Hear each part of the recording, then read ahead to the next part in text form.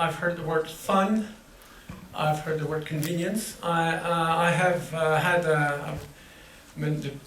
the owner of EV for a year and a half, and I would use a different word. I would use the word happiness. You don't really have fun in a city like Paris while driving. You're often stuck in traffic. But when you are in an EV, you are a different person. The vehicle is different. It's not just torque. Actually, you don't use torque in Paris. You are peaceful. This is an unusual thing. There should be prescription for health reasons, and forget about emissions. At this stage, I'd like for us to go into another exercise. I'd like you to close your eyes for 3 seconds. Now, what you have just seen is the answer to the question which was asked earlier. What does the grid look like when you have 100% EVs? Collapse. This is what we're headed for. Collapse. Why? Because there's no way we're going to go anywhere if we're incremental. The paradigm shift has to be complete. We have to start from the end. We cannot just, we're going to move step by step, and ultimately we'll get there. I like the fact that the organizers choose the word revolution, and not only because we in France have had many revolutions, not all of them have ended well. Well, at least for some of our kings. But you could argue that revolutions open the world to better things. By the way, I was last week in Tokyo, and I used the word, sorry for that, tsunami, and then they said, you know what happened 6 years ago? And I said, oops. And then you can keep the word tsunami, but tsunami means it's a terrible thing, but something is better after, because it opens the way to something else. And revolution is a bit like that. It's tough, it's difficult, but it opens the way to something better. And that something better has to be seen in its entirety. And the message which I'd like to convey today is, let's not just think incrementally by step, but look at the end game. And you know what? The end game is nice. It's happy. It's pleasant. I'll tell you a bit about it in a minute. Now, a few words about introduction about NG. NG is a very large group. We are, by the way, we're proudly associated with this venue here. We're very much part of the North Amsterdam development. There's 7,000 people working for NG in the Netherlands, and we're very much of a large player here in the country. We're also present in 70 countries. Probably the only truly global energy company. We're present and have roots in places like Brazil, like Thailand, like Mexico, like the US, and obviously France and Belgium. The message here is that we are in a unique position to witness what is going on in the world and those changes. At the same time, we are looking at the total disruptions which are happening and starting from places like Silicon Valley, like Singapore, Beijing, other places in the world. And here, Amsterdam, where there is a lot of innovation happening as we speak. A few words about NG. NG, as focus is this on low CO2 generation, global networks, and customer solutions. But most importantly, we are the 3D guys and girls. I'd like to mention that. We are I'm proud to say that even though there are not that many females presenting today, actually 25% is not bad.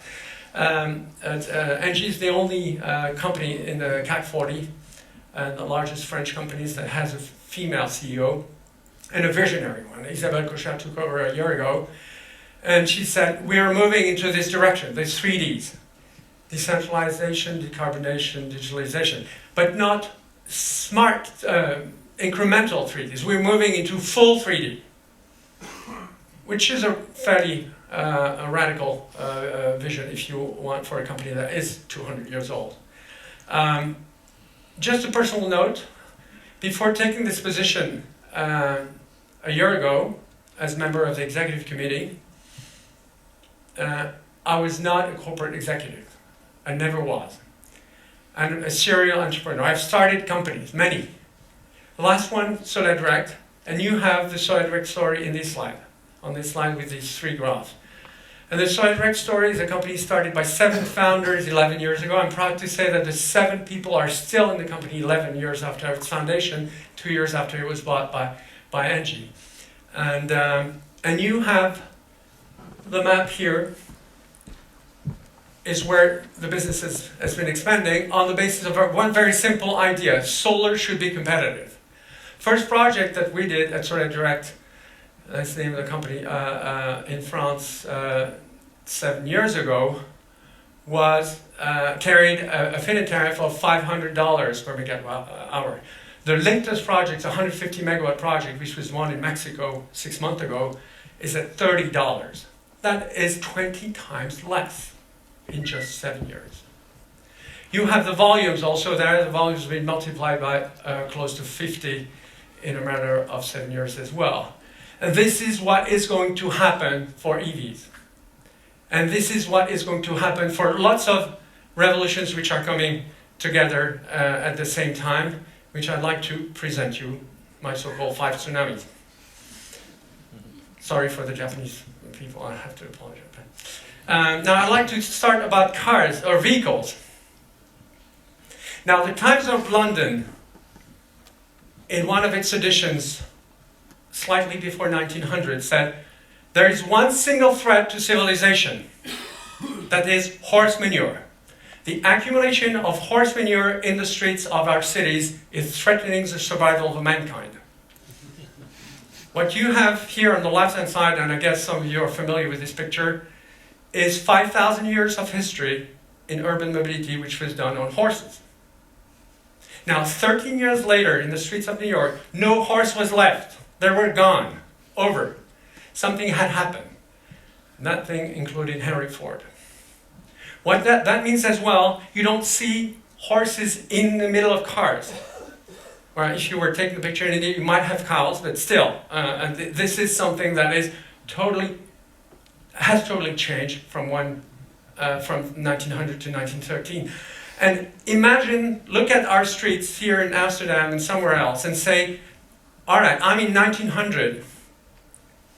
I have very few EVs after all, even though the city of Amsterdam is doing a great job in EV Box and the other players turning this thing. But imagine now a city which is totally converted. Converted to what? First tsunami, because we have 5 tsunamis, 5 revolutions coming together. This is something that has never come before in the history of modern economy. Having 5 massive technologies arriving together, which are J-curves. We heard about S-curves. I heard the word S-curve. I'm more in favor of J-curves because J, you see the exponential. We've heard about the chasm. I think we've had a very good introduction to the cycles of technology. J-curves are what? J-curves are always exponential because technology adoption, we've seen it with cars 100 years ago, and we're seeing it right now with other things. Is always exponential in its adoption. Now, what we have here in solar, to start with, solar and wind, is the same thing. People have told us on and on, you know what? The adoption of renewables is going to be linear. And what is fascinating about the future, when people look at the future, they always say it linear. That includes EVs, by the way. Look at all the forecasts. They're all linear. And by the way, they're all wrong. Because it always is different. The past has shown us, let's forget about the car, look at the cell phone that we have in our pockets. How long did it take for us after that day in January of 2007 where Steve Jobs introduced the iPhone? Not much. So getting back to solar, and obviously I'm quite familiar with solar, as you can see, but this is not the only revolution.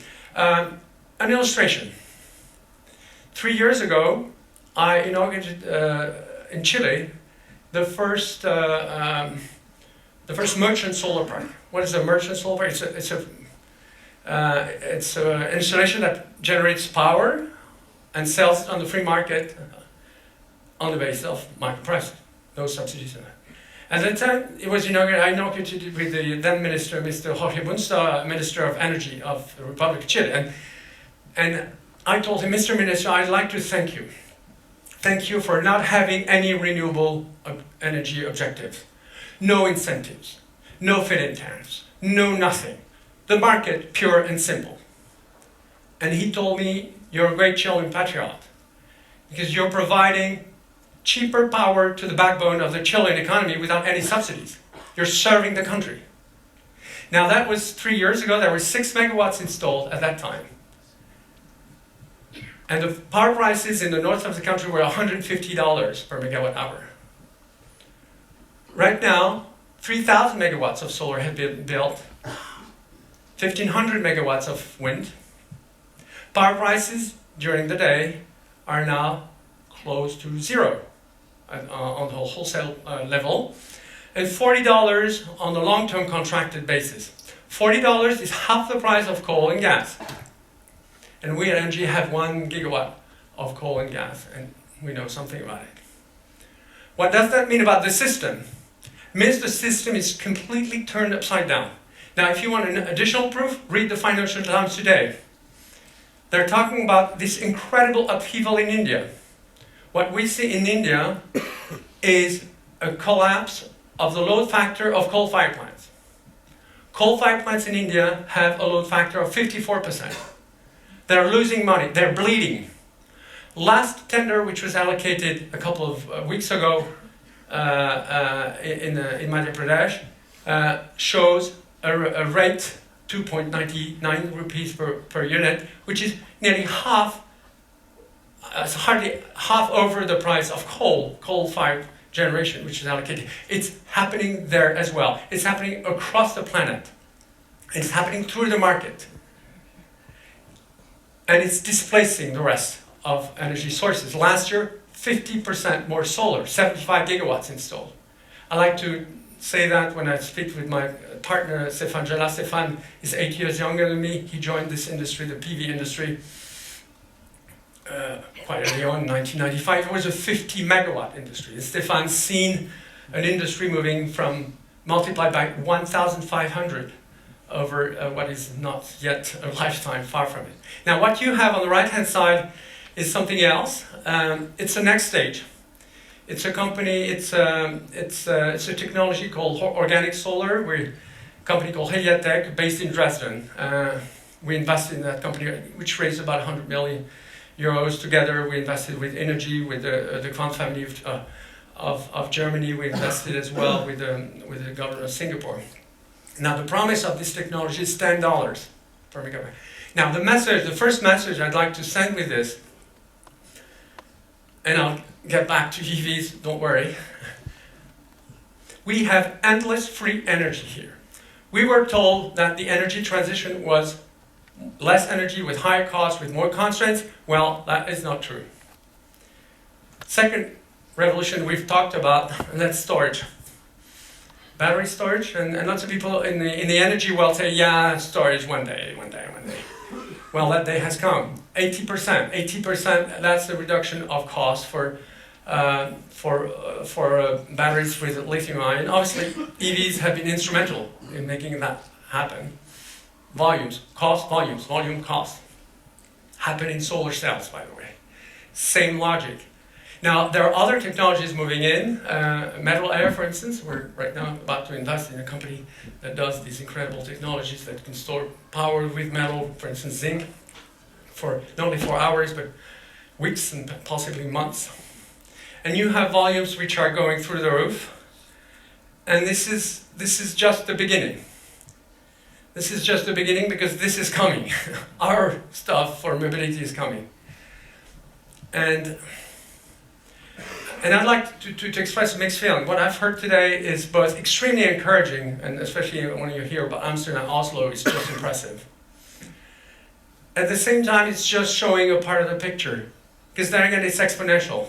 You've seen those numbers, they stopped in 2015. If you take plug-in hybrids, it's close to 1 million cars which were sold last year. A word on China. China, if you're in Beijing, if you want a car today, the only way you can have a car today is by having an electric car. And by the way, for two-wheelers, people think, oh, at one point we will have carbon-free. Well, that is already happening in Chinese cities. Today, 10 million new vehicles are sold annually, 10 million EVs, two-wheelers, are sold in China. There's no scooters other than electric scooters in the 50 largest cities of China. Those of us who spend time there are just amazed by what we see. And this is happening now. And this is happening why? Because we have 5 things that are happening together. The choice of vehicles, and we've seen that Renault has an interesting range. Volkswagen announced 35 new models. 35 new models in the next 5-6 years. We have Peugeot, which recently announced that every single model which will be out by 2019 will have an electric or plug-in version. We have cost. Whether the price of EVs is high, etc., or whether they're easy to buy or not is one thing. But what we have today is costs which are so much lower. Why? You have fewer moving parts. So if you have the volumes, I once was told by an entrepreneur in the Bay Area, told me, you know what, an EV is as an iPad on wheels, which means that honestly it's less complicated than the BMW machine. So that's a first question. Obviously, the maintenance costs are also much lower as well, and we have infrastructures which are being deployed, and we have cities, and we've heard that on and on. But what we have more than that is finance. We didn't talk about finance very much. Well, something is interesting in Belgium. As we speak right now, Belgium, 40% of the Belgian car market works on the basis of corporate fleets. It's the country of corporate fleets. Now, if you in the corporate fleet want a Tesla, and there are quite many Teslas in Belgium, there may be not as many as here in the Netherlands, but there are quite many of them. The cost of renting or leasing a Tesla is the same as a diesel car or a petrol car, which is half the price. What does that mean? It means that the finance guys already put in their mind that the residual value of a non-electric car is going to be diminished. Oh, by the way, let's imagine if the city of Amsterdam, if I understand correctly, says no more diesel cars or inside the city. The city of Brussels does it. If the city of Paris does it, and who knows one day maybe in London. What is the resale value of a car that cannot enter a city? Zero. Zero. That is a message. Now, the real revolution that comes on top of that is because it's not just changing fuels. What we're talking about, and what we've heard from EV companies, we're not just using power, not just the battery guys. We're the system guys, we're the software people, we are mobility guys. In the end, all this comes with autonomous vehicles. Nobody's mentioned it, but again, I'd like to mention that today, again, lots of things are happening today. You have Intel, who's paying $15 billion for an Israeli startup. $15 billion. It's a record. Not even Waze was bought for that price. Mobileye, which does autonomous driving systems, bought by Intel, $15 billion. Why do you think these guys are paying for that? By the way, I was in the Silicon Valley a couple of months ago, and they were telling me, you know about Zoox? No, I don't know about Zoox. Well, Zoox is a company that doesn't even have a website. The company raised first round A, it raised $300 million for a pre-money valuation of $1.2 million. It is a billion, excuse me. It is an electric, an autonomous car company. Now, we've modeled it in Brussels, not in Amsterdam. Brussels 2030, full electric, shared, autonomous vehicles. And we've done that with our Tractable Engineering subsidiary. We're very big in Belgium, as you know, and Tractable Engineering is a world-class engineering firm based out of Brussels. And what does it yield? We've reduced the number of cars by 90%. Not necessarily very good news for car manufacturers. We're taking all parking spaces out of the city. We've freed 5 million square meters from the center of Brussels.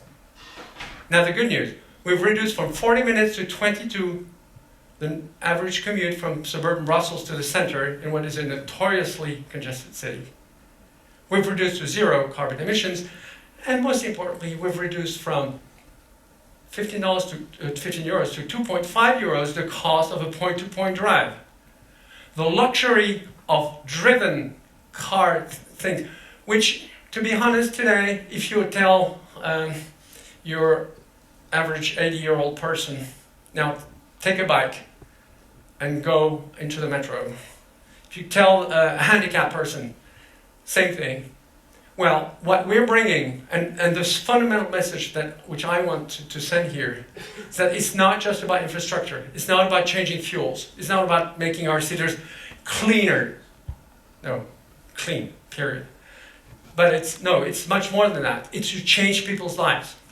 What we have at hand with this mobility revolution, which is EV driven, EV enabled, EV empowered, is fundamentally changing people's lives as surely as people's lives were transformed when the car replaced the horses, or where the washer replaced the hand of the poor servant. I won't dwell too much on the other revolutions, but be aware that obviously we've heard the IoT. IoT is interesting because it's in infrastructure. And when we say, oh, we've heard about home automation before. No, you haven't heard about it. You know what? IoT means telecom infrastructures. We've invested in a company called Sigfox that provides telecom services for 1/1000th of the price of current telecom services.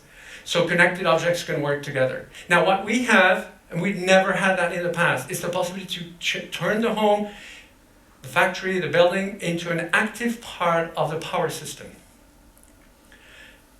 That's the basis for energy communities, but most importantly, it makes it possible to have the infrastructure of this decentralized system. Now, I won't spend too much time on it. There are incredible issues on the grid side. Forget about smart grids.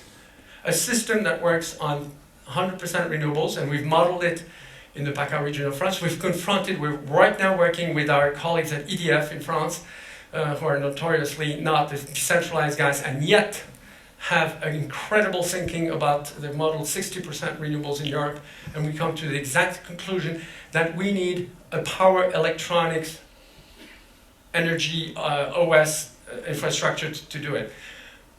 Let's be aware of something. In order for this system to work and to be stable and not to plunge us into the dark, something needs to be done from an infrastructure standpoint here. Now, the good news, as well as in mobility here, is that it's going to be a platform for incredible services. Now, those of us who were in Las Vegas earlier this year were just flabbergasted by the ubiquitous presence of this Alexa object on all booths. We call that the electronic butler. What does a butler do? Butler opens the door to your children, to the suppliers. The guys, you don't want to go shopping anymore, right? Or shopping for pleasure, sure, but not with your shopping cart on Saturday with lots of groceries waiting for. No, you want to have it delivered. And by the way, you don't want to repair your shower if there's a problem, because you want to have in this case the butler is a sensor which is in the shower that says, hey, it might go wrong, so let's replace it. That is this luxury life of billionaires, which is going to be accessible to everyone through applications. We've seen what digital applications can do for communications. Imagine what we can do for these things for the home, the building or the factory. Now, last revolution, I know that some people have, EVs and hydrogen are in rivalry. Well, they're not. They're not, because what I'm talking about is something different here. I'm talking about something which you will need, that we will need to have 100% systems. And I'll give you a very good example. The total storage capacity in France right now, when you put together all the batteries, all the pump storage, all the other things, is 8 hours of consumption. 8 hours. The total storage capacity for gas is 100 days. So that's a major difference. And we will be able, and the challenge here, and the goal here is just incredible. We're working on that. We call that fossil parity, is to generate massive amounts of hydrogen, maybe from places like Chile or Australia, and to bring it to Japan, to Northern Europe and the US. Now, I'd like to end to say that we at ENGIE are an active part into that. The mission that Isabelle Cochet gave me a year ago is not just to implement programs or innovations, is to build businesses. And what we're doing it through a unit which is called ENGIE Fab. By the way, ENGIE Fab is a location, so I'd like to invite each one of you to visit us. I'm serious. It's a very unique space. It's based in Rue de Londres. It's not in the posh headquarters of the towers of La Défense. It is next to Google. It's a fun part of the city, next to Gare Saint-Lazare, for those who are aware of, know where Paris is, in the Rue Droite. And we are having an incredibly creative amount of people working together, from internal and external, working on those five verticals that we're building the technology platforms, which together with the infrastructure and service businesses that we have in 70 countries are meant to bring that energy revolution to reality. So let's start with it, and looking forward to engaging with each one of you to make this happen. Thank you.